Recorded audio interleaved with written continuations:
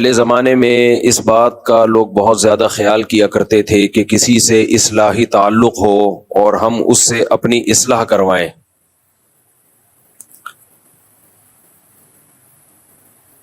اللہ تعالیٰ نے نبی صلی اللہ علیہ وسلم کو بھیجا، کتاب بھی دی، اور آپ صلی اللہ علیہ وسلم کے بارے میں بتایا کہ یزکیہم، نبی صلی اللہ علیہ وسلم صحابہ کرام کو کتاب بھی دیں گے، حدیث بھی بتائیں گے، اور ان کا تزکیہ بھی کریں گے، یعنی ان کی اصلاح بھی کریں گے، ان کو ظاہری اور باطنی برائیوں سے پاک کریں گے.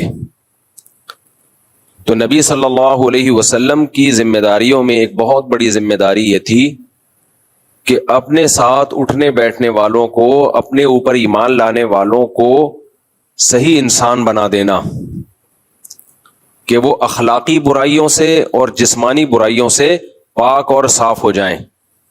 کچھ برائیاں اخلاقی ہوتی ہیں اور کچھ ہوتی ہیں جسمانی. جسمانی برائیاں وہ نظر آتی ہیں، ان کا برا ہونا آسانی سے سمجھ میں آتا ہے، اس لیے اس میں نظریات کی اصلاح کی زیادہ ضرورت نہیں ہوتی، کانسیپٹ کلیئر کرنے کی زیادہ ضرورت نہیں ہوتی. چوری سب کو پتہ ہے بری چیز ہے، اور مسلمان نماز چھوڑنے کو برا سمجھتا ہے، چاہے وہ عمل کرے نہ کرے. لیکن جو اندر کی بیماریاں ہیں، جس کو اخلاق کہا جاتا ہے، تو اخلاق کی اصلاح کرنا بھی نبی صلی اللہ علیہ وسلم کے منصب میں داخل تھا. آپ صلی اللہ علیہ وسلم کو جو اللہ نے نبی بنایا، تو آپ کی ذمہ داریوں میں ایک ذمہ داری یہ تھی کہ صحابہ کرام کے اخلاق کو درست کرنا. اخلاق کہتے کس کو ہیں، اس کو بہت اچھی طرح سے سمجھنے کی ضرورت ہے، کاش یہ سمجھ میں آ جائے. اخلاق کا مطلب ہمارے ہاں عرف میں جو سمجھا جاتا ہے وہ یہ ہے کسی سے مسکرا کے بات کرنا اور اچھے لہجے میں بات کرنا. لیکن آپ کو پتا ہے بہت سے 2 نمبر لوگ یہی کام کر رہے ہوتے ہیں، چاپلوسی، چمچہ گیری کرنے والے، چاپلوس، ان کے اخلاق بہت اچھے ہوتے ہیں. لالچی لوگ، حضرت جی کر کے زمین میں گڑنے والے، لیکن ان کا کوئی مفاد ہوتا ہے، شہرت کے بھوکے ہوتے ہیں یا دولت کے بھوکے ہوتے ہیں. ایسے میٹھے لہجے میں بات کریں گے. قرآن نے منافقوں کی علامت بتائی ہے، وَإِن يَقُولُوا تَسْمَعْ لِقَوْلِهِمْ، کہ جب یہ بات کریں گے تو اے نبی ان کے لہجے میں اتنی چاشنی، اتنی مٹھاس ہوتی ہے کہ آپ ان کی بات سنیں گے غور سے. یعنی پیغمبر صلی اللہ علیہ وسلم بھی سنیں گے ان کی بات کہ بھئی کیا شاندار بات کر رہے ہیں، ایسی بلاغت اور ایسی چاشنی اور لب و لہجے میں ایسی نرمی. وَإِذَا رَأَيْتَهُمْ تُعْجِبُكَ أَجْسَامُهُمْ، ان کے جو کھڑے ہونے کا اسٹائل ہے، بات چیت کا اسٹائل ہے، وہ انداز پسند آئے گا آپ کو. ایسے پرسنالٹی، سفید پگڑی، چہرے پہ نور، لگ رہا ہے کہ کوئی حج حضرت جی نے چھوڑا نہیں ہے. تو یہ بھی ایک اخلاق. تو خوب اچھی طرح سمجھ لیں، اخلاق کا مطلب صرف یہ نہیں ہوتا کہ لوگوں سے مسکرا کے بات کی جائے، یہ بھی اخلاق کا ایک مظہر ہے، با اخلاق لوگوں کی ایک ظاہری علامت ہے. لیکن اخلاق اس کو نہیں کہتے. اخلاق کسے کہتے ہیں؟ عربی میں یہ جو اخلاق کا لفظ ہے یہ جمع ہے خلق کی. کس کی جمع ہے یہ؟ خلق. خلق کہتے ہیں طبیعت کو، نیچر کو، جس پہ انسان کو ڈھالا جائے. اب گاڑی زبان استعمال کر رہا ہوں، تھوڑی آسانی سے سمجھاؤں گا. دیکھو، جس سانچے میں کسی چیز کو ڈالا جائے، لیکوڈ چیز کو، وہ اسی سانچے کے حساب سے ڈھل جاتی ہے. کیا خیال ہے؟ ادھر توجہ کدھر؟ میری طرف. آپ اگر پانی جو لیکوڈ ہی ہوتا ہے، آپ اس کو جگ میں ڈالو اور جما دو تو وہ جگ بن کے نکل آئے گا. کیا خیال ہے؟ آئس کیوب میں ہم برف ڈالتے ہیں، برف کے ٹکڑے اسی سائز کے بن جاتے ہیں جس سائز کے وہ آئس کیوب کے خانے ہیں. تو جس سانچے میں آپ لیکوڈ چیز کو ڈالو گے، جس سانچے میں ڈھالو گے، وہ وہی چیز بن کے نکلے گی. تو انسانوں کے بھی سانچے ہوتے ہیں، جسمانی سانچے بھی ہوتے ہیں اور روحانی سانچے بھی ہوتے ہیں۔ جسمانی سانچہ کیا ہے؟ وہ ڈی این اے ہے جو اللہ نے پانی میں بنا دیا۔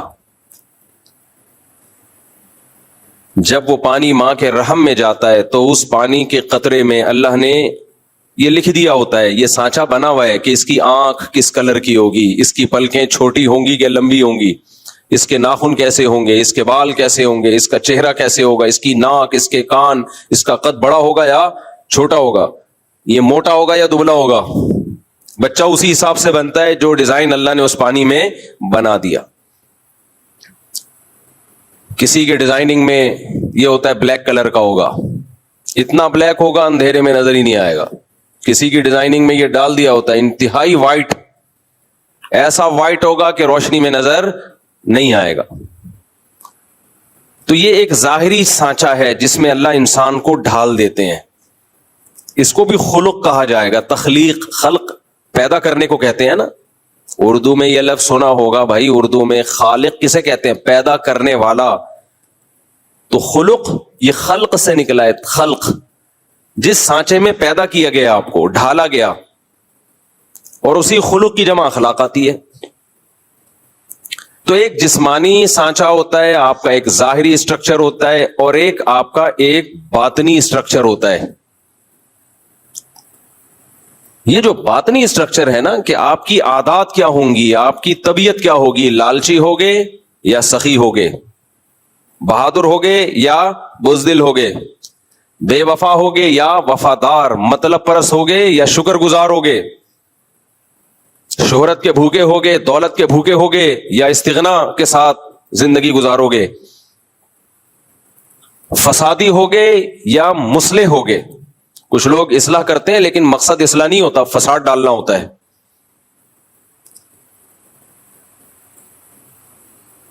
تو یہ ساری چیزیں یہ انسان کے باطنی اخلاق ہیں، ناشکرا، شکر گزار۔ تو یہ جو باطنی اخلاق ہیں، ان پہ جس طبیعت پہ انسان ڈھلتا ہے نا، ہر انسان کی ایک الگ نیچر ہوتی ہے، اس ڈھلی ہوئی طبیعت کو کیا کہا جاتا ہے؟ اخلاق۔ سمجھ رہے ہو کہ نہیں سمجھ رہے؟ اس ڈھلی ہوئی طبیعت کو کیا کہا جاتا ہے؟ اخلاق، خلق کی جمع۔ قرآن کہتا ہے انکا لعلی خلق عظیم، اے نبی آپ کو بہترین خلق پر پیدا کیا گیا ہے، آپ اس بہترین اخلاق پر ہیں۔ تو ظاہر ہے نبی صلی اللہ علیہ وسلم جب بہترین اخلاق پر تھے تو آپ کی صحبت جنہوں نے اٹھائی اور آپ سے جنہوں نے سیکھا ان کے اخلاق بھی بہترین، پھر جنہوں نے صحابہ سے سیکھا، تربیت لی، تزکیہ کروایا، ان کے اخلاق بھی بہترین۔ یہ سلسلہ سینہ بسینہ آج تک چلا آ رہا ہے اور قیامت تک چلے گا۔ تو یہ صحبت کے بغیر، با اخلاق لوگوں کی صحبت کے بغیر اس چیز کا حاصل کرنا مشکل نہیں بلکہ بہت مشکل ہے۔ اب وہ اخلاق ہیں کیا جس سے ہم نے اپنے آپ کو آراستہ کرنا ہے، جس کو کہتے ہیں نا با اخلاق آدمی ہے۔ ہم تو با اخلاق کا مطلب وہی لیتے ہیں، ہر وقت بتی سیدھی کھاتا رہے، مسکراتا رہے، غصہ ہی نہ آئے کبھی کسی بات پہ، اس کو تھینک یو کہتا رہے، ہر ایک سے جھک کے ملتا رہے۔ ٹھیک ہے، یہ بھی اچھی بات ہے، لیکن شریعت میں اخلاق کا یہ تصور بولو نہیں۔ بعض دفعہ غصہ کرنا اخلاق کا تقاضا ہے، سخت لہجے سے بات کرنا آپ کے با اخلاق ہونے کی علامت ہے، جھک کے نہ ملنا آپ کے با اخلاق ہونے کی علامت۔ چاپلوسی کرنے والے جھک کے مل رہے ہوتے ہیں۔ تو اسلام میں اخلاق کا تصور یہ ہے کہ آپ کے دل میں لالچ نہ ہو، آپ شہرت کے بھوکے بولو نہ ہو، آپ میں دولت کی ہوس بولو نہ ہو، آپ میں تکبر نہ ہو کہ ہم چما دیگرے نیس، میں ہی ہوں دنیا میں ایک پیدا ہوا جس کو سب پتا ہے، باقی سارے کیا ہیں؟ بے وقوف۔ اپنی رائے کو ہمیشہ سپیریئر سمجھنا کہ میں غلطی نہیں کرتا، میری رائے ہمیشہ کیا ہوتی ہے؟ درست، باقی سب غلط۔ ناشکری، جنہوں نے کھلایا پلایا احسانات کیے، ان کی چھوٹی چھوٹی باتوں کو رائی کا پہاڑ بنا دینا، کسی شخصیت کے بڑے ہونے یا چھوٹے ہونے کا لحاظ کیے بغیر ہر ایک سے ایک جیسا معاملہ رکھنا، یہ بھی بد اخلاق آدمی کی علامت ہوتی ہے۔ کون خاندان کا بڑا ہے، کون آپ کا محسن ہے، نہیں بھائی سب کو ایک لاٹھی سے ہانکا جائے۔ عورت کا اپنے شوہر کو ویلیو نہ دینا، احترام نہ کرنا، وہ سمجھنا کہ میں اور یہ برابر ہیں، یہ بھی بد اخلاق عورت کرتی ہے ایسا۔ بھائی اگر دونوں ایک جیسے ہوتے تو یہ آپ کو چھوڑ دے، آپ کی کیا حیثیت رہے گی سوسائٹی میں؟ آج ہماری خواتین یہ بات بہت کہتی ہیں کہ جتنی ضرورت مرد کو ہماری ہے ہمیں اتنی ہی ضرورت ہے۔ نہ نہ نہ، آپ کو مرد کی ضرورت زیادہ ہے۔ اللہ نہ کرے وہ آپ کو چھوڑ دے، منہ کالا کرنے کے لیے اس کے پاس عورتیں بہت ہیں۔ یہ تو شریعت کا پابند ہے کہ اس نے شریعت نے حلال پر کی باؤنڈری کھینچ دی ہے، ورنہ انگریز تو شادی وادی تھوڑی کرتا ہے، وہ اس کو پتا ہے عذاب جان ہے بھائی بیوی بنانا، وہ نائٹ کلبوں میں روزانہ منہ کالا کرے گا۔ لیکن اسلام نے مرد کو پابند کیا کہ وفا کرو، اس کے علاوہ کسی اور عورت کی طرف مت جاؤ، اور ساری زندگی اس کا نان نفقہ اٹھاؤ۔ کتنی بھاری بھرکم قیمت دیتا ہے ہماری سوسائٹی کا مرد عورت کے لیے، مگر میڈیا اس کو بد اخلاق بنا رہا ہے اور مرد کے مقابلے میں لا کے کھڑا کر رہا ہے۔ کھلے دلوا کے نا، کھلا لے لو اور تم انڈیپینڈنٹ زندگی گزارو، تمہیں کسی کی ضرورت نہیں ہے۔ اسلام نے کیا کہا؟ بھئی یہ تمہارا محسن ہے، اس کی کڑوی کسیلی برداشت کر لو۔ لو كنت آمر احدا ان يسجد لاحد لامرت النساء ان يسجدن لازواجهن، سجدے کا حکم ہوتا تو عورت کو حکم دیتا شوہر کے سامنے سجدہ کرے۔ یہ باتیں پہلے مائیں بچیوں کو سکھاتی تھیں۔ بھائی اونچ نیچ ہر گھر میں ہوتی ہے، برداشت کر لو۔ نہ نہ، آج کل اینٹ کا جواب پتھر سے۔ لیکن آپ ان خواتین کو دفتروں میں دیکھیں، nice to meet you, attitude ایسا خاندانی، باس کے ساتھ ایسے ان کا جو بیہیویئر ہے باس کے ساتھ بڑا زبردست۔ تو بھائی ہم برابر کے ہیں، برابر کے ہونے میں بھائی مرد کا فائدہ ہے۔ مرد کہے گا برابر کے ہیں، نکلو پتلی گلی سے یہاں سے۔ انگریز کی بیوی اور انگریز برابر ہوتے ہیں، اس لیے انگریز کہتا ہے کہ شادی کرو، 50 سال میں بڈھے ہو کے تو کر رہا ہوتا ہے بیچارہ شادی۔ ہمارے ہاں ٹین ایجر لڑکے پھنس چکے ہیں میری بیانات سن کے، 18 20 سال کے لوڈے شادی کر کے میرے بیانات سن کے شادی کی اور پھنس گئے۔ کیوں پھنس گئے؟ ادھر ادھر منہ نہیں مار سکتے، وہ رات کو جلدی گھر پر آئیں گے، سارا نان نفقہ اس کا اٹھائیں گے۔ وہ یہ تو عیاشی کی عمر تھی ان کی، لیکن انہوں نے اپنے آپ کو باؤنڈ کر لیا ایک عورت کی وفا کے لیے۔ تو پھر اسلام عورت کو بھی کچھ احکام دیتا ہے، یہ تمہارے سر کا تاج ہے، تو اس کو عزت دو، اس کو رسپیکٹ دو، یہ تمہارا بوائے فرینڈ نہیں ہے، یہ گھر کا سربراہ ہے۔ تو اخلاق کے ہمارے ہاں معیار ہی چینج ہو چکے ہیں۔ ہم گوروں سے اخلاق سیکھ رہے ہیں۔ کس سے اخلاق سیکھ رہے ہیں آج کل؟ گوروں سے۔ تو حسد نہ ہو آپ میں، جیلسی نہ ہو، استغنا ہو، دوسروں کے ٹکڑوں پہ نظر نہ ہو۔ استغنا اور تکبر یہ دو دیکھنے میں ایک جیسی چیزیں ہیں، لیکن ان میں زمین اور آسمان کا فرق۔ تکبر کسے کہتے ہیں؟ دوسرے کو نیچا سمجھنا۔ اور استغنا کسے کہتے ہیں؟ اپنے آپ کو مخلوق کا محتاج نہ سمجھنا۔ دیکھنے میں دونوں ایک جیسے ہیں۔ مثال کے طور پر آپ غریب ہیں، مسکین ہیں، کھانے کو روٹی نہیں ہے، آپ کی خودداری یہ کہتی ہے میں کسی کے سامنے ہاتھ نہ پھیلاؤں، میں کسی کے سامنے ہاتھ نہ پھیلاؤں۔ یہ کیا ہے؟ یہ تکبر ہے یا استغنا ہے؟ بولو نا، یہ استغنا ہے۔ یہ بری چیز ہے یا اچھی چیز ہے؟ اچھی چیز ہے، یہ پسندیدہ ہے۔ اس کو خودداری کہتے ہیں، عربی میں استغنا کہتے ہیں، عفت اور پاک دامنی بھی کہتے ہیں کہ اپنے دامن کو داغدار ہونے سے بچا رہا ہے۔ لیکن یہی معاملہ اگر باپ کے ساتھ ہو، آپ کو روٹی نہیں مل رہی، باپ نے کہا یہ لے پیسے لے، 2 روٹی جا کے لے آ، آپ کہہ رہے ہو ہم کسی کے ٹکڑوں پہ پلنے والے، بولو نہیں ہے. وہی ماں کہہ رہی ہے یہ لے پیسے لے کچھ کھا لے جا کے، ہم کسی کے محتاج نہیں ہیں، انڈیپینڈنٹ ہیں، ہم کسی کے ٹکڑوں پہ نہیں پلتے. اب یہ استغنا ہے، تکبر ہے، یہ تکبر ہے. اس کو کہا جائے گا غیرت لیس آدمی. اب گالی کو انگلش میں کر لو نا تو مہذب ہو جاتی ہے. غیرت لیس آدمی، تو ساری زندگی باپ کے ٹکڑوں پہ ہی پلا ہے. ساری زندگی کس کے ٹکڑوں پہ پلا ہے؟ باپ اور ماں کے ٹکڑوں پہ پلا ہے. تو آج سینہ چوڑا کر کے کہہ رہے ہیں ہم کسی کے محتاج نہیں ہے. تو محتاج ہے باپ کا بھی اور ماں کا بھی. تو یہ استغنا کسی اور کے سامنے جا کے دکھایا کر، کسی اور کے سامنے جا کے دکھایا کر.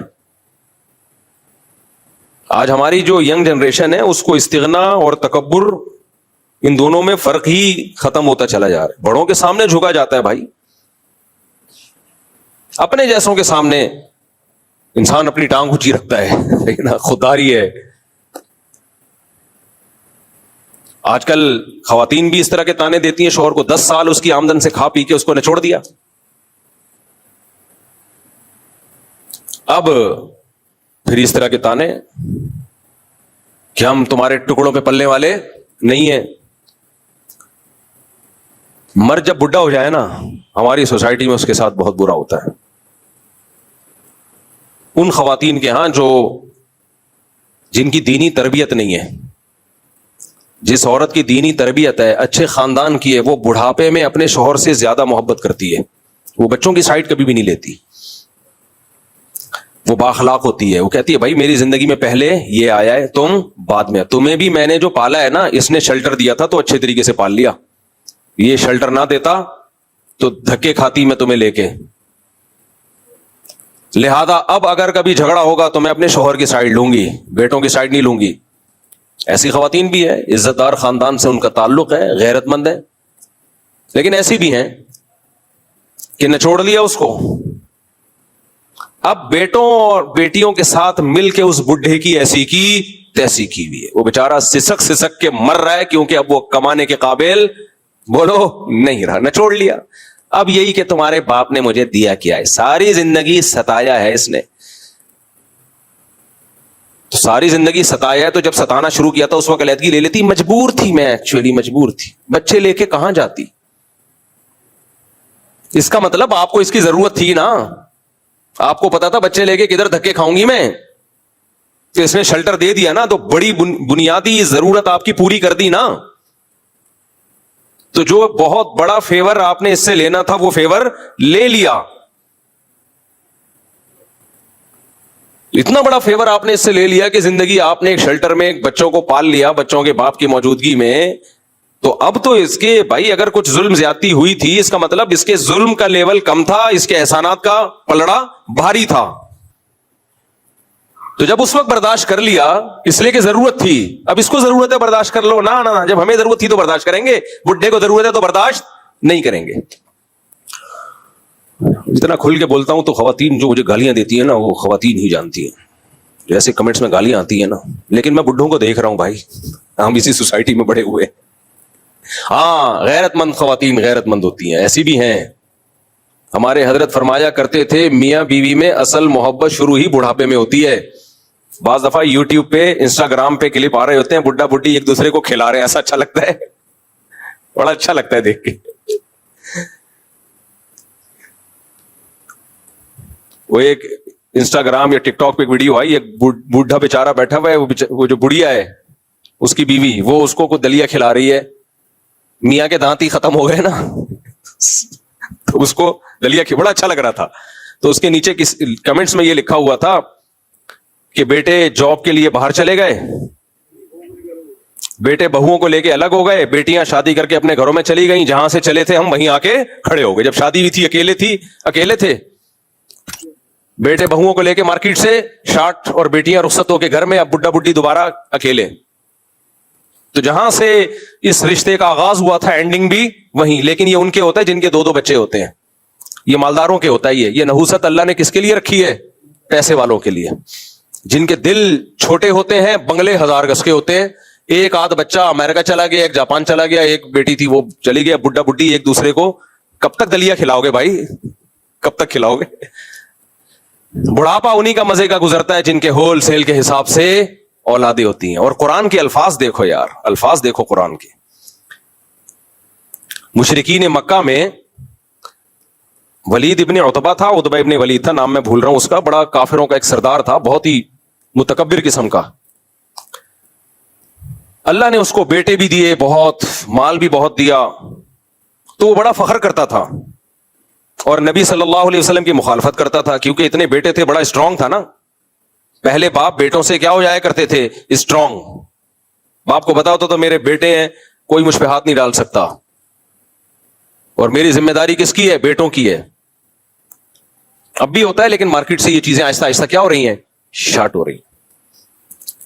تو بیٹا ہی مارکیٹ سے شارٹ ہو رہے ہیں. ایک دو بچوں کو بیٹا تھوڑی کہتے ہیں. ایک بیٹا ہو گیا, پھر ایک دو بچی ہو گئی بیٹی, تو اس کو اولاد کہا جاتا ہے. مذاق ہے یار, اس کو کیا کہتے ہیں؟ اولاد. دیکھو ایک بات بتاؤں, کوئی آدمی لنگڑوں میں پیدا ہوا ہو نا, لنگڑوں میں, تو وہ سمجھتا ہے سارے لنگڑے ہی ہوتے ہیں. وہ کیا سمجھے گا؟ ارے ایک آدمی ایسے ہاسپٹل میں ایک بچہ پیدا ہوا جہاں سارے لنگڑے تھے, وہ بچہ بھی کیا تھا؟ لنگڑا. تو اسی میں بڑا ہو گیا, تو اس کا خیال ہوگا کہ دو ٹانگیں کسی کی بھی ہوتی نہیں ہے, نہ کوئی دوڑ سکتا ہے نہ کوئی چل سکتا ہے. وہ سمجھے گا یہ نیچرل ہے. فیملی پلاننگ والوں نے نا نسلیں روک روک کے آپ کے دماغ میں یہ ڈال دیا کہ 2-3 بچے ہونا نیچرل ہے, زیادہ ہونا یہ نیچرل نہیں ہے, اب نارملٹی ہے. تو کبھی جا کے دیکھا کرو جن کے گھر بچے زیادہ, ان کی خوشیاں دیکھا کرو جا کے, تمہیں پتا چلے گا اصل میں یہ نیچرل ہے. ہم فطرت سے ہٹ گئے ہیں, ہم فطرت سے ہٹ گئے ہیں. خیر یہ تو ایک الگ ٹاپک ہے جس میں میں بولتا رہتا ہوں, بہت ڈھیٹ آدمی ہوں میں, مرتے دم تک بولتا رہوں گا اس پہ. تو اب وہ جو سردار تھا اس کے بیٹے تھے, مال تھا, تو اللہ نے اس کو یہ بتایا کہ تم جو نعمتوں پہ اتنا فخر کرتے ہو, یہ نعمتیں تمہیں اللہ کے عذاب سے نہیں بچا سکتی. تو اس میں اللہ کے الفاظ یہ ہیں, یا ایھا المدثر قم فانذر وربک فکبر وثیابک فطہر والرجز فہجر ولا تمنن تستکثر ولا تمنن تستکثر ولا تمنن تستکثر. روزانہ فجر میں یہ سورت پڑھتا ہوں میں, میرے دماغ ادھر بیٹوں کی طرف جا رہا ہے نا. یا ایھا المدثر قم فانذر وربک فکبر وثیابک فطہر والرجز فہجر ولا تمنن تستکثر وَلِرَبِّكَ فَاصْبِرْ فَإِذَا نُقِرَ فِي النَّاقُورِ فَذَلِكَ يَوْمَئِذٍ يَوْمٌ عَسِيرٌ عَلَى الْكَافِرِينَ غَيْرُ يَسِيرٌ ذَرْنِي وَمَنْ خَلَقْتُ وَحِيدًا وَجَعَلْتُ لَهُ مَالًا مَمْدُودًا وَبَنِينَ شُهُودًا. اللہ کہتے ہیں اس کو چھوڑ دو, اس کو ذرا چھوڑ دو, میں اس کو خود ہی نمٹوں گا. میں نے اس کو مال بھی دیا, یعنی اللہ اپنی نعمتیں گنوا رہا ہے. وَبَنِينَ شُهُودًا, اور حاضر رہنے والے بیٹے بھی دیے. اس سے پتا چلتا ہے بھائی بیٹے وہی اچھے ہوتے ہیں جو بڑھاپے میں حاضر ہوں. وہ بیٹے کسی کام کے نہیں ہے, بڑھاپے میں ایک امریکہ میں اور ایک کینیڈا میں جاب کر رہا ہو. بڑھاپے میں آپ کو بیٹے حاضر سروس چاہیے, تب فخر ہے آپ کے لیے. نہیں آئی میرا خیال ہے بات, دوبارہ سے بیان کر دوں گا, جس نہیں سمجھ میں آئے گا. تم لوگ ابھی بچے ہو, سمجھ میں بہت معذرت کے ساتھ نہیں آئے گا سمجھ. فیملی پلاننگ والوں نے اتنا ڈس لیا ہے نا, ایسا کروڑوں اربوں روپے خرچ ہوئے ہیں ان تحریکوں پہ. ڈرامے بنائے گئے ہیں جن کے زیادہ بچے ان کا مذاق اڑایا جائے, لطیفے بنائے گئے ہیں, اور ایڈورٹائزمنٹ کی گئی ہے تاکہ ہماری نسل کم ہو, کیونکہ ان کی نسل بڑھ نہیں رہی ہے. تو انہوں نے کہا اپنے دشمنوں کی نسل ہی کم کر دو اگر ہماری بڑھ نہیں رہی ہے تو. خیر, تو اللہ کہتے ہیں دیکھو میں نے کتنی نعمت دی انسان کو, میں نے اس کو مال بھی دیا, وَبَنِينَ شُهُودًا, اور بڑھاپے میں اس کے سامنے حاضر رہنے والے بیٹے بھی دیے. اللہ نے بیٹیوں کا ذکر اس لیے نہیں کیا, وہ تو رخصت ہو کے بہرحال گھر جائیں گی نا, وہ تو اپنے سسرال جائیں گی ہی جائیں گی. لیکن اللہ کہتے ہیں کتنی بڑی نعمت کے حاضر رہنے والے بیٹے دیے میں نے اس کو. تو اس سے پتا چلتا ہے بیٹا سچی مچی میں نعمت اسی وقت بنتا ہے جب وہ حاضر ہو. آج کل ایک دو بیٹے ہوتے ہیں وہ بھی حاضر نہیں ہوتے. کبھی خوشبو لگا کے نہ آؤ, میں تمہیں 1000 گز کے بنگلوں میں لے کے جاؤں گا اور بڈھوں کے حال دکھاؤں گا تمہیں, بڈھیا اور بڈھے کا حال بیچارے کا. بڑھیا کیا پڑی ہوئی ہوگی اور بڈھا ادھر پڑا ہوا ہوگا. صرف ایک کلپ آ جائے گا دلیا کھلاتے ہوئے, اس کے علاوہ کیا کریں گے. تو بیٹے وہی ہوتے ہیں جو آپ کے سامنے موجود ہوں, خیال کر رہے ہوں آپ کا, بڑھاپے میں آپ کا سہارا بن رہے ہوں, آپ کی خدمت کر رہے ہوں, آپ کو کھلا پلا رہے ہوں, اور احسان نہ جتلا رہے ہوں, فخر کر رہے ہوں. سمجھ میں آیا قرآن کیا کہہ رہا ہے؟ تو اس لیے میرے بھائی نسل بڑھاؤ اپنا بڑھاپے کے لیے, جلدی شادی کرو اور نسل کو بڑھاؤ. یہ جو آج کل ہے نا پیسہ ہی سب کچھ ہوتا ہے, بالکل بیکار قسم کی باتیں ہیں یہ. پیسہ ہی سب کچھ ہوتا تو سوئٹزرلینڈ میں سب سے زیادہ خودکشیاں نہ ہوتی. بعض موٹیویشنل اسپیکر بنے ہوئے ہیں اور پیسہ ہی سب کچھ ہوتا ہے. ان کا بڑھاپا دیکھنا حشر کیا ہوگا ان کا, ابھی سے پیش گوئی سن لو. پیسے میں ہی ڈوب کے مریں گے یہ. گرل فرینڈز رکھتی ہیں جب پیسہ زیادہ آتا ہے, اولادیں دیر سے ہوتی ہیں کیونکہ عیاشی میں لگے ہوئے ہوتے ہیں, کیونکہ پیسہ بہت. لیکن عیاشی کی ایک عمر ہے, اس کے بعد آپ کے دانت ہی اس قابل نہیں رہتے کہ آپ کھا سکو, اور آپ میں ڈیزائرز ہی ختم ہو جاتی ہیں ایج کے ساتھ بڑھنے کے ساتھ ساتھ. پھر گولیاں کھا کھا کے عیاشی کر رہے ہوتے ہیں, اس سے اور کباڑا ہو جاتا ہے. اس لیے حلال میں اللہ نے برکت, نعمت, خوشیاں رکھی ہیں. حرام میں لذت کی مثال ایسے جیسے کوئی چرس اور ہیروئن پی کے مزے اڑا رہا ہو. تو یہ مزے تھوڑی دیر کے تو ہیں, لیکن اس سے آپ کی زندگی کے حقیقی مزے کرکرے ہو جائیں گے. حلال کی لذتیں اللہ آپ سے چھین لے گا, اور جب وہ چرس ہیروئن نہیں ملے گی تو عذاب میں آؤ گے. یہی حال زانی کا ہوتا ہے, اور جو حرام عیاشیاں کر رہے ہوتے ہیں انہیں کا یہ حال ہوتا ہے. تو یہ بات یہاں آئی کہاں سے؟ یہ جو بنی نہ شہودہ حاضر سروس بیٹے, یہ بات آئی کہاں سے؟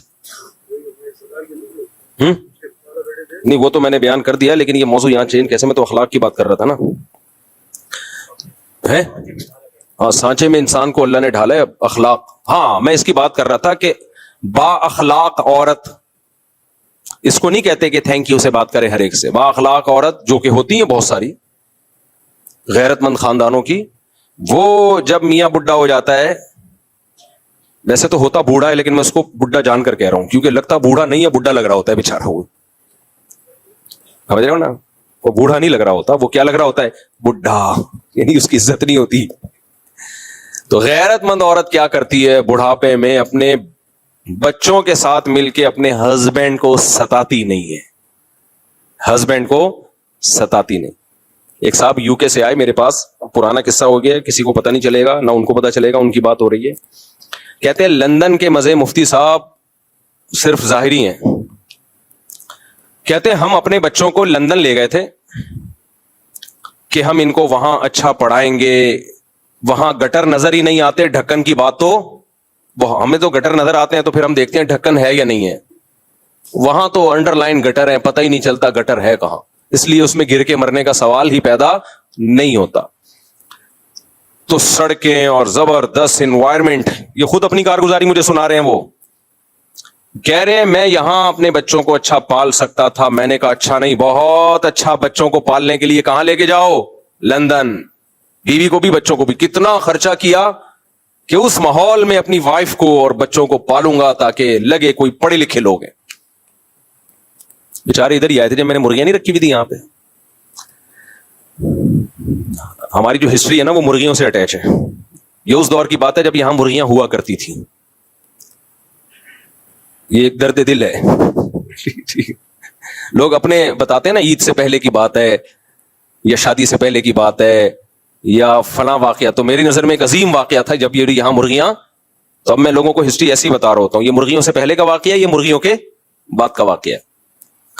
تو یہ اس دور کی بات ہے جب یہاں مرغیاں ہوا کرتی تھیں. تو وہ آئے مجھے کہنے لگے مفتی صاحب اتنا خرچ کیا میں نے بیوی پہ, بچوں پہ, اور وہاں لے جا کے ان کو سیٹل کیا, لیکن وہ ذرا ضرورت سے زیادہ ماڈرن ہو گئے. اور اب میں جب ریٹائر ہوا ہوں تو میری 2 ٹکے کی حیثیت میرے گھر میں بولو نہیں, کیونکہ تربیت تو ہے نہیں. انگریز تو یہ سکھاتا ہے کہ اگر آئس کریم بچے نے ماں سے منگوائی اور ماں نے نہیں دی تو پولیس بلا کے کمپلین کرو. جو انگریز بچوں کی یہ تربیت کر رہا ہو, جب بچے ماں کے محتاج ہیں اس وقت یہ سکھا رہا ہو, تو جب ماں کے محتاج نہیں ہوں گے اس وقت کیا سکھا رہا ہوگا؟ کافر میں خوب سمجھ لو، کافر میں کوئی خیر نہیں ہے، خوب سمجھ لو، خیر کا منبع سرچشمہ صرف اسلام ہے. چند ظاہری رویوں کو انہوں نے اخلاق کا نام دے دیا ہے، یہ کوئی اخلاق نہیں ہے. یہ مینرز تو ہر ایک میں پیدا کیے جا سکتے ہیں ایزیلی، تھوڑی سی ٹریننگ دو، تھینک یو آ جائے گا زبان پہ. قربانی دینا دوسروں کے لیے، مال اور جان قربان کرنا اپنی ماں کے لیے، اپنے باپ کے لیے، اپنے رشتوں کے لیے، یہ اس سوسائٹی کو اس کی ہوا بھی نہیں لگی ہے. ہم تو یہاں جانتے ہیں 10 سال سے باپ کو لکوائے اولاد خدمت کر رہی ہے، قوم میں گیا ہوا ہے باپ، 10 سال سے اس کے پیمپر بھی چینج ہو رہے ہیں، کبھی پیشانی پہ اولاد کی لکیریں نہیں آتی. ہمارے ایک دوست ہیں، ان کے گھر میں گیا، 8-9 سال ہو گئے تھے ان کے باپ کو قومے میں، اور وہ بندہ کوئٹہ کے تھے، وہ جاننے والے، روزانہ والد کے پیمپر چینج ہو رہے ہیں، روزانہ ان کو نہلایا جا رہا ہے، ان کے خیال کیا جا رہا ہے، بیگم بھی بیٹے بھی، نہ بیگم کی پیشانی پہ لکیریں نہ اولاد کی پیشانی پہ لکیریں. یہ وہ ہیں جن لڑکیوں نے نہ کالج میں پڑھا، نہ یونیورسٹی میں پڑھا، نہ ڈاکٹر بنی، نہ انجینئر بنی، اور نہ کوئی بہت ہی کوئی ان کو انگریزوں کی موٹیویشنل اسپیکر کو سن کے انہوں نے مینرز سیکھے. سمجھ رہے ہیں نا، کوئی ورکشاپ نہیں لی جہاں ان کو مینرز سکھائے جا رہے ہوں. گاؤں دیہاتوں کی سیدھی سادھی، لیکن اپنی ماں کو خدمت کرتے ہوئے دیکھا کہ میری ماں نے میرے باپ کی کیسے خدمت کی ہے، تو آج وہ اپنے شوہر کی ویسے ہی خدمت کر رہی ہیں. کوئی بات نہیں بھائی، اس نے ہمیں گھر دیا، اس نے ہمیں ٹھکانہ دیا، اب یہ میرا میاں اگر قومے میں چلا گیا ہے، اور مرد بھی ایسے ہی کرتے تھے، ایسے بھی لوگ ہم نے دیکھے ہیں، بیوی کو فالج ہوا ہوا ہے 6 سال 7 سال سے، شوہر کی پیشانی پہ لکیر نہیں آتی. انگریزوں میں یہ سب چیزیں کیا ہیں؟ ختم. بیوی کو فالج ہوگا، جمع کرا دے گا وہ، چل بھائی جا بھائی، اس کو لے کے جا یار، میرے کسی کام کی نہیں ہے. ویسے آپ سے ملے گا، nice to meet you, how are you, fine, thank you. ہم لوگ ملتے ہیں گالیوں سے شروع کرتے ہیں، گالیوں پہ ختم کرتے ہیں. تو اس کو وہ اخلاق کہتے ہیں. ایسا ظرف پیدا کرو میرے بھائی. تو 8 سال سے میں نے دیکھا وہ اپنے باپ کی خدمت کر رہا ہے. وہ کوئٹہ کا پٹھان دوست ہمارا اب بھی ہے، وہ اب تو اس کے والد کا انتقال ہو گیا، اللہ مغفرت کرے. تو میں نے کہا یار اتنی ٹف آپ کی روٹین ہے، لیکن چہرے پہ مسکراہٹ. کہہ رہے سعادت سمجھ کے کرتا ہوں، جنت کا ذریعہ سمجھ کے کرتا ہوں. تو وہ جو صاحب تھے نا یو کے وہ مجھے کہنے لگے کہ مفتی صاحب بہت خرچ کیا اپنے بیوی بچوں پہ، زندگی لوٹا دی، اپنے لیے کچھ نہیں بچایا. کہتے ہیں اب میرا ٹائم ایسے پاس ہوتا ہے گھر میں تو کوئی لفٹ بولو نہیں کرا، تھوڑا سا اونچی آواز میں بات کر لو تو آگے سے اسی اسپیڈ کے ساتھ ریپلائی.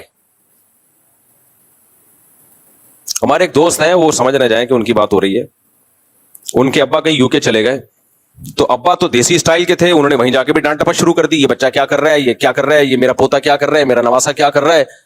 انہوں نے تو بھگایا ابا کو. یہاں آ کے ان سے بولا یار تم نے ابا کو پالا ہوا کیسے ہے، یہ تو ڈانٹ ٹپٹ کرتے ہیں.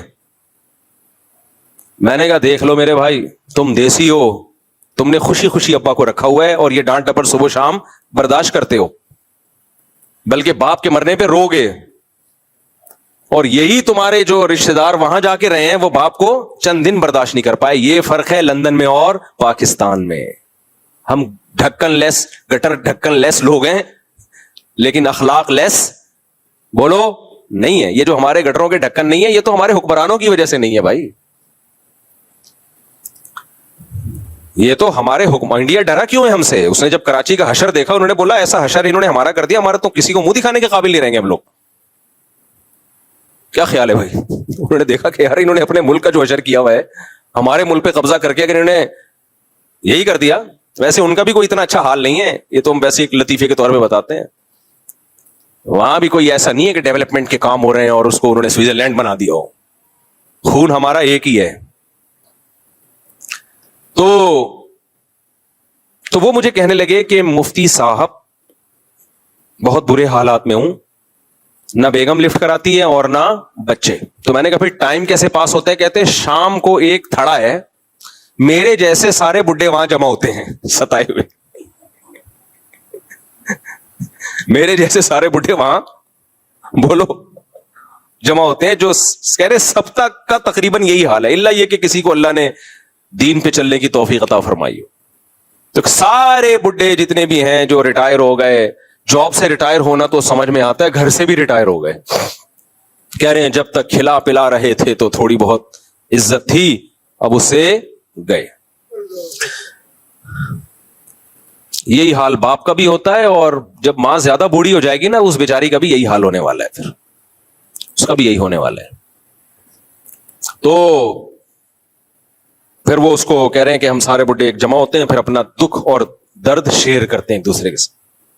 بتا آج تیری کتنی بےزتی ہوئی گھر میں, وہ کہتے ہیں میری اتنی بےزتی ہوئی, بتا تیری کتنی بےزتی ہوئی. تو با اخلاق احسان فراموش بولو نہیں, جس سے کی آپ کو ضرورت ہے اس کے لیے تو سبھی جھک جاتے ہیں اس کے سامنے. دیکھو میں بار بار ماں باپ پر کیوں بولتا ہوں, کیونکہ ہم دنیا میں دیکھ رہے ہیں کہ حقوق کی آواز اٹھائی جا رہی ہے, خواتین کے حقوق کی, بچوں کے حقوق کی, جانوروں کے حقوق کی. قرآن نے سب سے زیادہ اگر حقوق کی آواز اٹھائی ہے تو ماں باپ کے حقوق کی. اب یار یا تو قرآن صحیح ہے یا انگریز صحیح ہے. قرآن بچوں کے حقوق کی بات کرتا ہے اتنی نہیں جتنی ماں باپ کی بات کرتا ہے.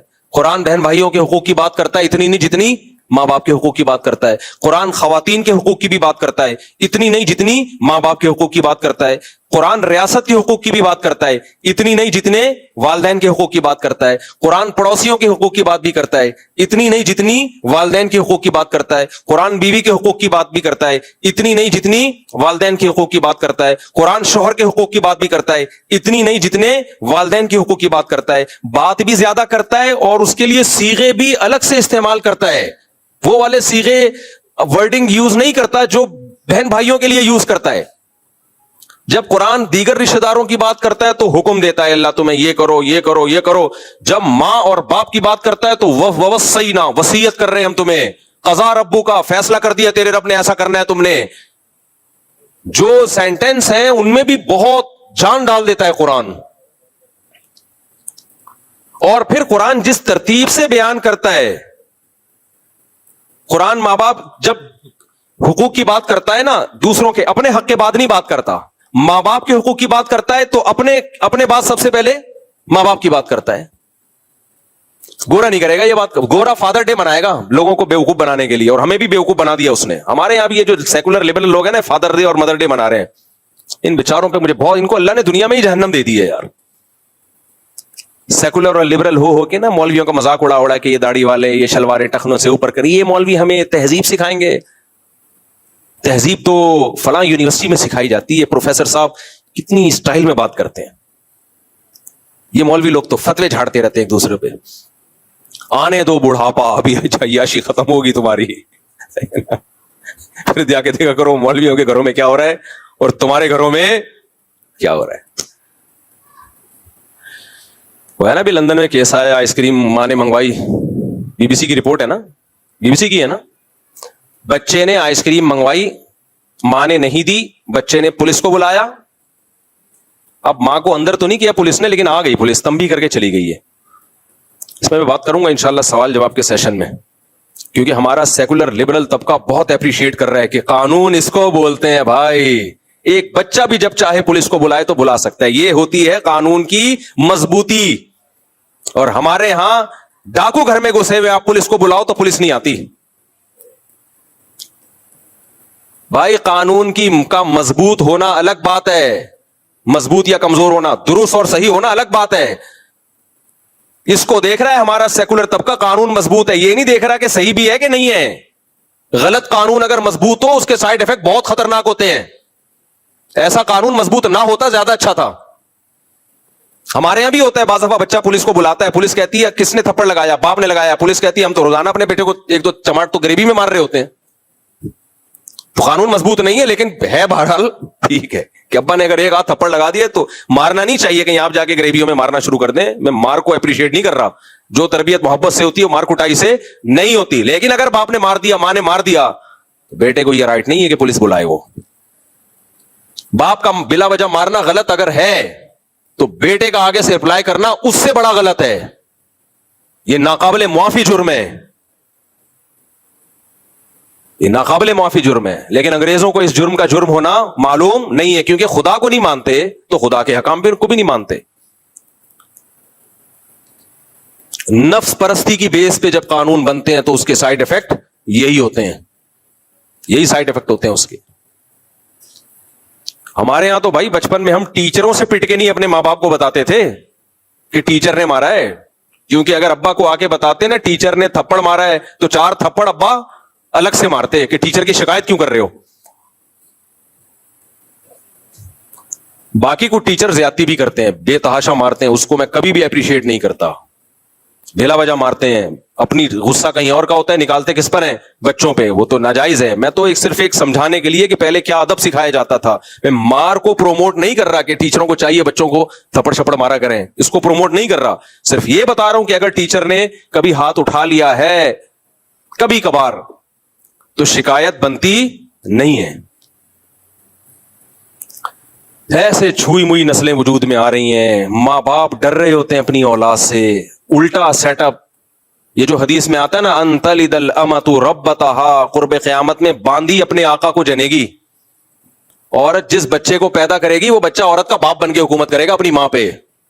وہ آج نظر آ رہا ہے، باپ بیٹوں کو نہیں جن رہا، باپ اپنے باپ کو جن رہے ہیں، کیونکہ ماں باپ آج کل ایسا بچوں کے سامنے ان کے مزاج کا خیال کر رہے ہوتے ہیں کہ کہیں ہمارا بیٹا یا بیٹی اس کی صنف نازک پہ گرا نہ گزرے، کہیں ہم نے یہ بات کہہ دی پورا ناپ تول کے، ایسا نہ ہو کہ بچے کو برا لگ جائے، اتنا اس میں ایسا احتیاط سے کام لیتے ہیں، کوئی ذرا سا کچھ اونچ نیچ نہ ہو جائے۔ ابے بھائی یہ باپ ہے۔ میں اکثر ایک واقعہ سناتا ہوں نا، پرانا ہو گیا پتہ نہیں چلے گا، میں واقعہ جب سناتا ہوں جب وہ ایکسپائر ہو چکے ہوتے ہیں، مرغیوں سے پہلے کے واقعات ہیں سارے، یہ سارے واقعات مرغیوں سے پہلے کے ہیں، جب میری یہ مرغیاں ہوا کرتی تھی۔ دعا کرو کمیٹی والے مجھے دوبارہ اجازت دے دیں مرغیاں پالنے کی۔ اچھا خیر، پالی بھی ہیں دوسری جگہ پر لیکن وہ دور ہے، تو خیر،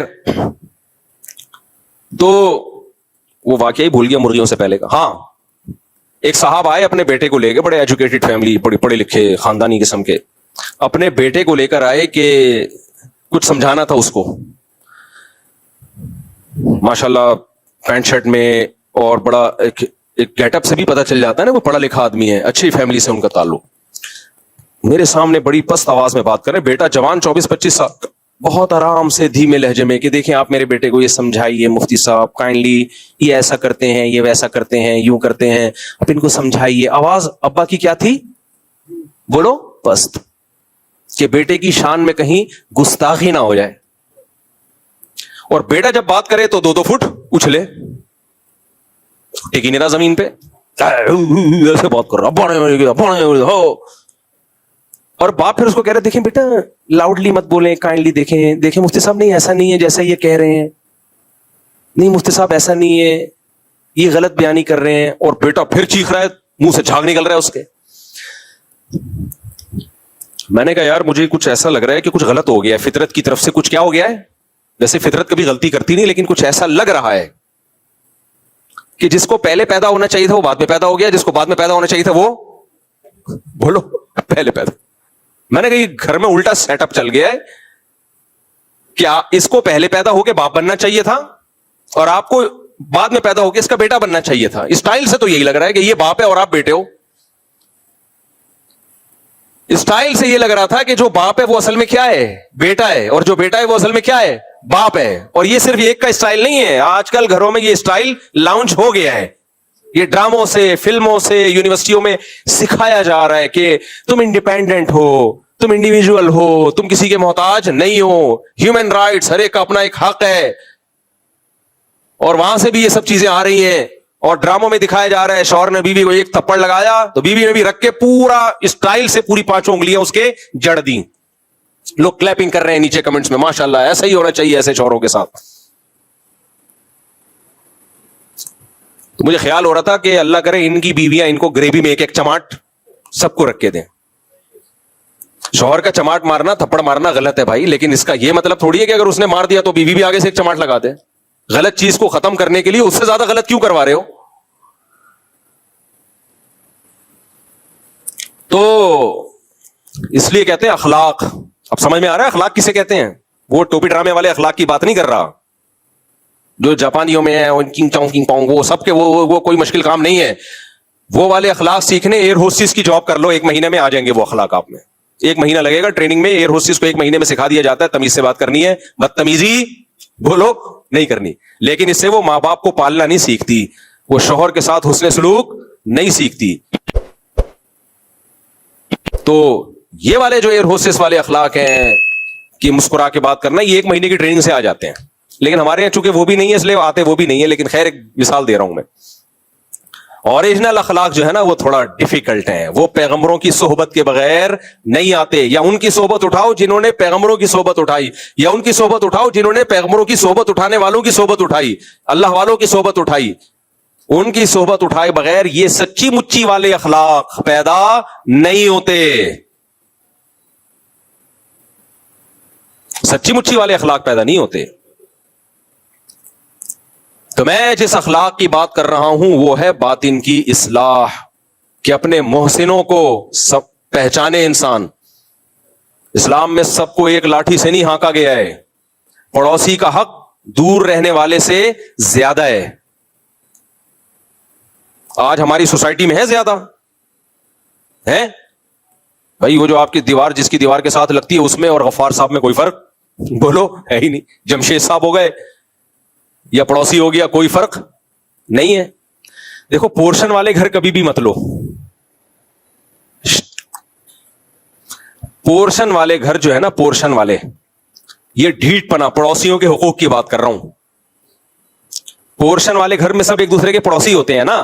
کیا خیال ہے؟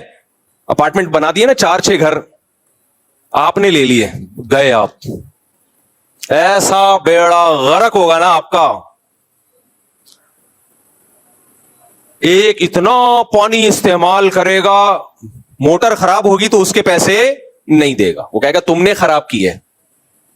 مجھے گھر مل رہا تھا کہ پورشن، میں نے کہا نہیں لوں گا بھائی. جھگی میں رہ لے انسان، اپنی ہو وہ زیادہ بہتر ہے. چند لوگوں کے ساتھ مل کے رہنا، کیونکہ خیال ہی نہیں ہے ایک دوسرے کا.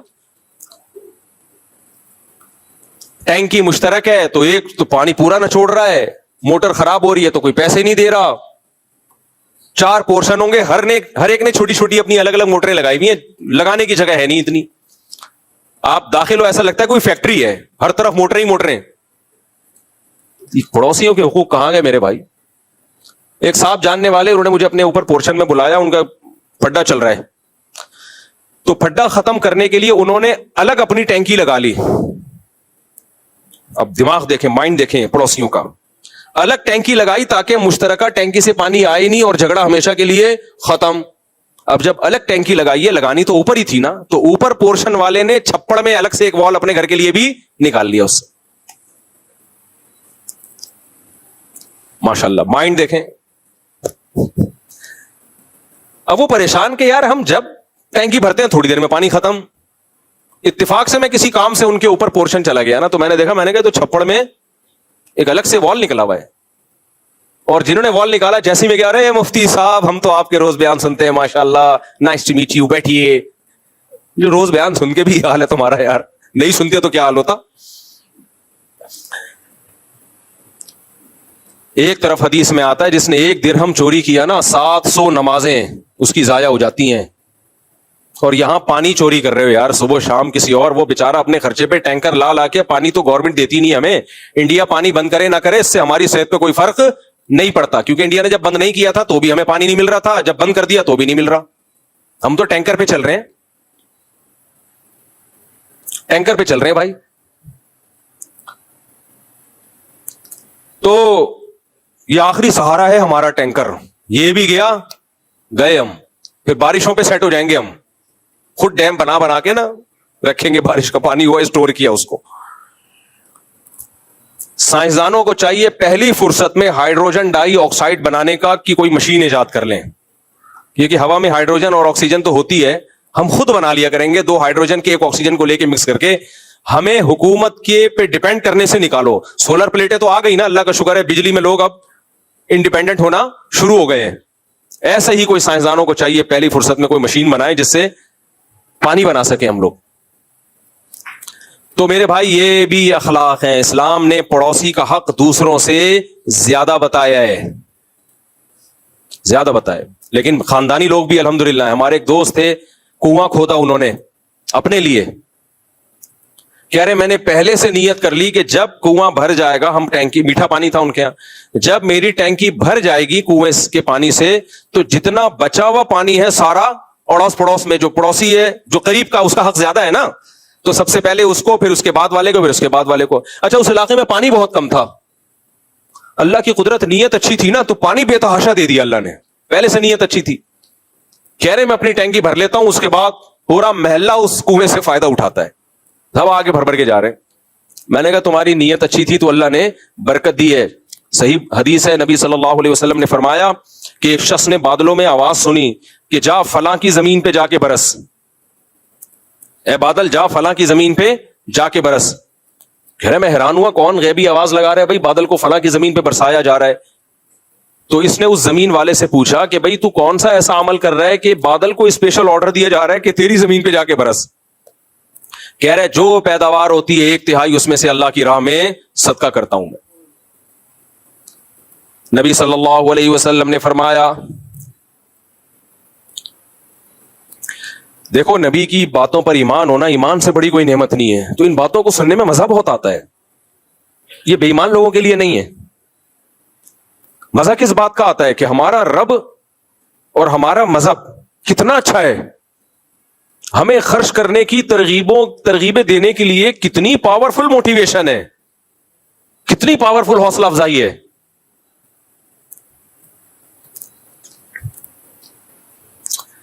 نبی نے فرمایا کہ روزانہ 2 فرشتے صبح کے وقت میں یہ ندا لگاتے ہیں, دعا کرتے ہیں. صبح جیسے ہی ہوتی ہے نا, جس علاقے میں صبح ہوگی, 2 فرشتے یہ دعا مانگتے ہیں, اے اللہ جو آج کے دن خرچ کرے گا نا مخلوق پہ, اس کے مال کو بڑھا دے, اور جو ہاتھ روکے گا اس کے مال کو ضائع کر دے. اللہ ویسے بھی یہ کام کر سکتا تھا نا, لیکن اللہ نے اس کام کے لیے 2 فرشتوں کی ڈیوٹی لگا دی ہے کہ روزانہ صبح اٹھ کے یہ دعا مانگنا. تو اللہ کو بڑے دل والے پسند ہیں, چھوٹے دل والے پسند بولو نہیں. اللہ چھوٹے دل کا ہے, بڑے دل کا ہے, بڑے دل کا ہے.